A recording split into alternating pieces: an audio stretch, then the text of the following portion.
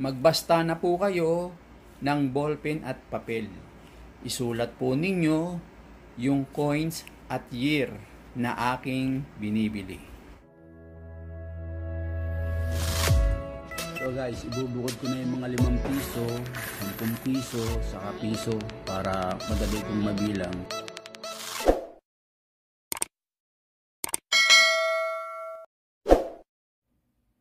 Hello guys, magandang umaga uli sa inyo. Ako po ito, si Gelo Coins TV. Eto ngayon guys ang ating pag-uusapan. Aalamin po natin ang value nito, kung magkano ba ngayon ang value nito.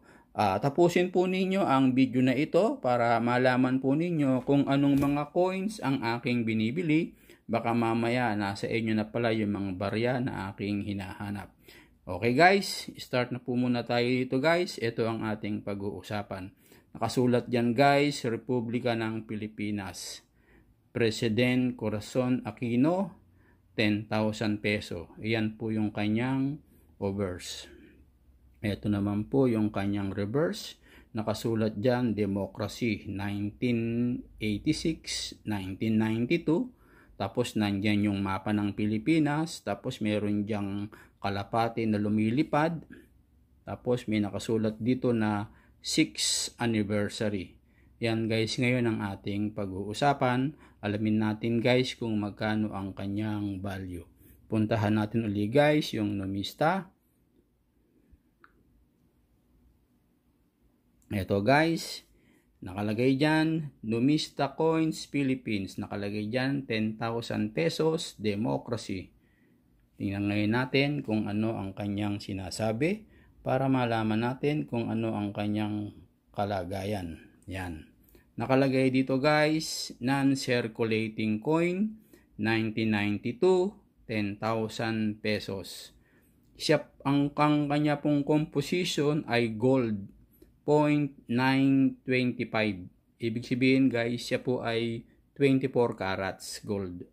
At tapos ang kanyang weight, yung kanyang bigat, 33.55 grams. Ang kanyang diameter, 32.7 mm. Yan po ang kanyang katayuan. Tingnan ngayon natin guys yung kanyang value, kung magkano ba ang halaga niya ngayon. Tingnan natin yung kanyang value. Ayan guys, ang nakalagay dyan, 1992, proof. Walang presyo guys. Yun lang guys. Kung bakit walang presyo, bahala na po yung seller kung magkano niya ibebenta. Konti lang guys yung ginawa. Nakalagay lang dyan, no? 1,600 pieces lang po guys yung ginawa. Kaya mapalad po yung mga may hawak nito. Ito po ay gold, 24 carats. Ang bigat niya, 33.55. Mabigat-bigat yon guys. Ito, ang nakalagay dyan, 1,600 pieces lang. Kung sino ang mga may hawak niyan, maswerte sila guys. Ngayon, dahil wala siyang nakalagay na price, kwentahin natin guys kung magkano ngayon ang value ng gold. Tingnan natin guys. Ayan po guys, nakalagay dyan, 925. Gold siya. Tapos yung bigat niya, 33.55. Yan ngayon ang kwentahin natin guys. Ngayong araw na ito guys, ang 1 gramo, 4,500. Nung nakaraang araw na unang video ko, ang gold nasa 4,439. Ibig sabihin ngayong araw guys, tumaas yung gold. Gaya ng sinabi ko sa inyo, pwede siyang tumaas araw-araw, pwede siyang bumaba. Kaya ang gold, magandang investment siya guys. Pwede siyang tumaas ng tumaas habang tumatagal. Tumataas po ang kanyang value. Lalo na kung gold coin siya, mas maganda. Tapos konti lang yung lumabas. Kwentahin natin ngayon yan guys, yung kanyang bigat. Kasi yung bigat ang kinikwenta dyan eh. 33.55 grams, i-times natin sa 4,500 pesos. Ang total po niya guys, 150,975 pesos yung value ng coins na to. Yan. Yung value niya guys, 150,975 pesos. Kaya mapalad guys kung sino yung mayroong mga ganyang coins. Tapos patatagalin pa nila ng patatagalin, tataas pa ng tataas ang value niyan. Wala ako niyan, kaya hanggang dito lang tayo sa share.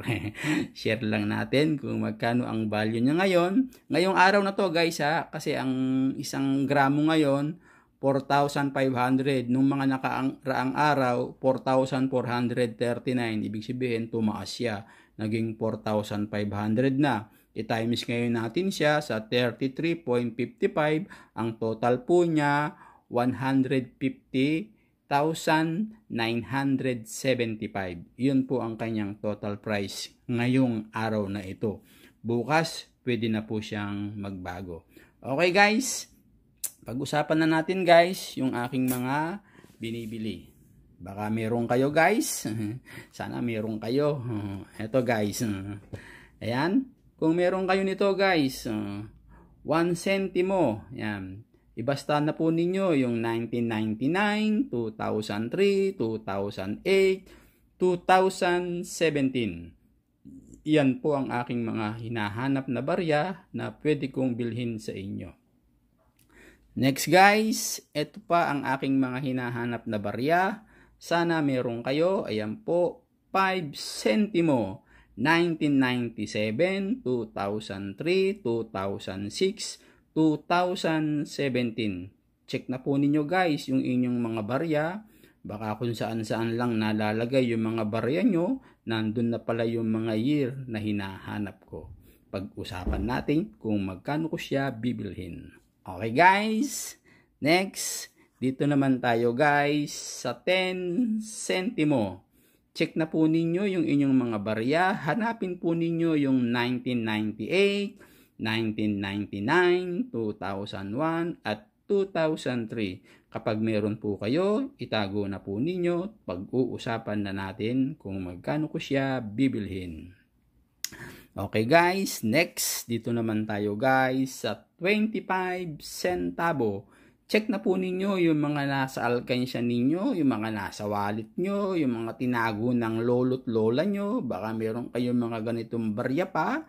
Ito po ang hinahanap ko ay 2005, 2006 at 2008. Tago po ninyo pag may nakita kayo at pag-uusapan natin kung magkano ko siya bibilhin.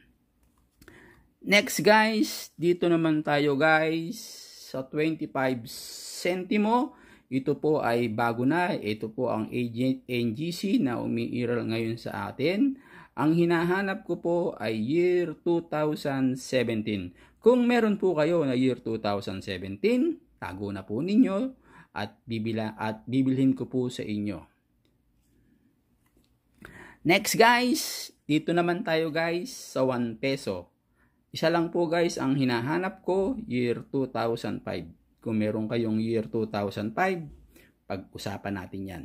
Itago na ninyo para mabili ko yung inyong 2005. Next guys, dito naman tayo guys sa NGC na 1 peso. Ang hinahanap ko dito, 2017, 2018 na Upper Mint Mart. Check na po ninyo guys yung inyong mga barya na isinusukli sa inyo, sinusukli sa jeep, sinusukli sa palengke, sa tindahan, o kung saan man, nanggaling yung mga barya nyo. Tingnan ninyo agad yung mga year, baka mamaya nasa kamay na ninyo, naibili pa ninyo. Sayang, di ba? 2017, 2018, Upper Mint Mart. Dito naman tayo guys sa 5 peso. Yan. Ang binibili ko po guys ay year 2000, 2006 at 2017. Paalala ko lang po guys, ang kondisyon ng coins doon natin pagbabasihan. Depende sa kondisyon ng coins. Okay guys, next dito naman tayo guys sa 10 peso. Ito guys, ito po ay maraming 10 peso na nagkakalat kung saan-saan tindahan, sinusukli lang sa atin, na itatago lang natin. Hanapin po ninyo yung year 2007, 2009 at 2014. Yan po yung mga coins na aking hinahanap na binibili. Sana po meron po kayo mahanap at meron kayong makita para pag-usapan po natin kung magkano ko siya bibilhin. Paalala ko lang po guys, hindi po ako bumibili ng isang coins dahil lugi po ako sa shipping. Mas marami po, mas maganda. At paalala ko din po guys, ang gusto ko lang po sana, matanggap ko muna yung parcel kung tama ba yung coins at kung tama ba yung year. Kasi po, na-scam na po ako. Na-scam ako ng 5K. Para sa akin, malaking bagay po yung 5K. Nagbayad ako sa GCash ng 5K, walang dumating na coins. Ang ginawa ko, pinablock ko yung number ng GCash. Hindi niya nakuha yung pera niya na naiwan doon sa GCash niya. Okay guys, ang gusto ko lang po guys, parcel muna bago ako mag-send sa inyo sa GCash kung magkano yung napagkasunduan natin. Pero kung ang gusto naman ninyo ibayad muna bago magpadala, sa iba na lang po ninyo ibenta. Okay lang naman po sa akin.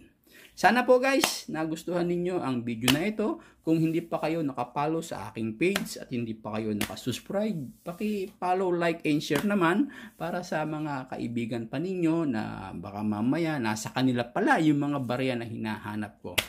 Okay guys, salamat!